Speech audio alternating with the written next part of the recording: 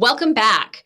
A few weeks ago, somebody approached me to explain to me that they really did want to try and switch from their current accountant to my firm here over at Pixel, but it was something that her husband handled and he was not feeling it. It's not that he wasn't happy. He's not happy with his current accountant, but it's also very often a really huge hassle to switch accountants.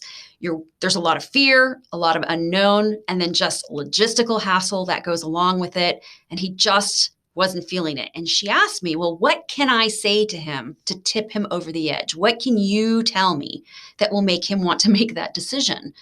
And unfortunately, in my experience, there's really nothing I can say.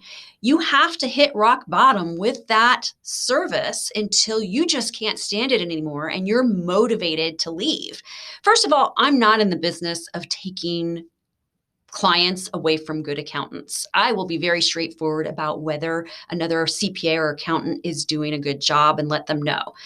But sometimes it's a personality issue, and I get that too.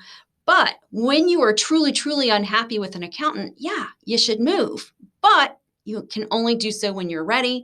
And it's one of a dozen reasons why we say we specialize in jacked up hot messes, because unfortunately, that fear and that just desire to not feel the pain of transition does kind of create a situation where the problems continue to grow on themselves. However, once you do make that decision, there are some things that can be done to try to make that transition as smooth as possible. And it's certainly the processes we have in place here at Pixel. And the first thing is when you make that decision, just do it.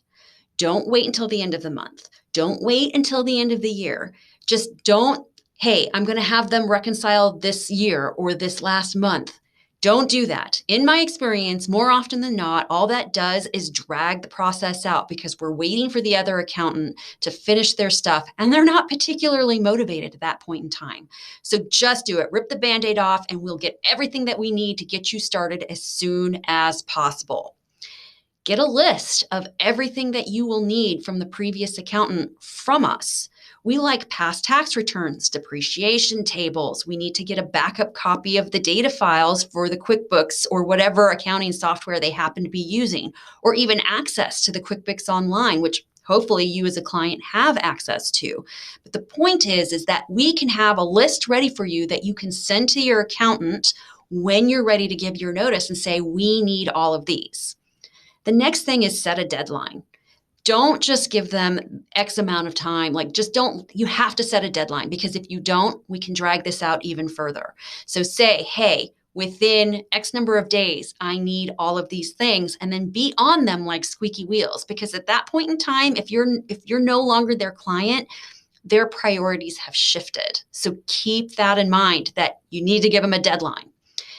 Get onboarded with the new CPA or accounting firm as soon as possible. So here in Pixel, we send our clients an electronic signature service agreement.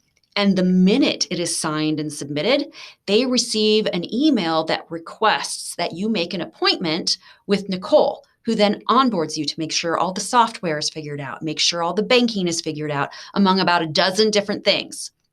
So it's really important that you make that appointment as soon as possible, because the faster we get you onboarded, the more efficient and helpful we can be in the transition. And then involve us. You can introduce us to the accountant that you're leaving, and we can do our best to help with the flow of information. You have to give us express, written, emailed, signed disclosure agreement, permission. You have to give them that permission to release information to us. Now, we're not releasing information to them. We're just collecting the information from them. But sometimes professional courtesy goes a long way in acquiring the information we need to go. Not all the time.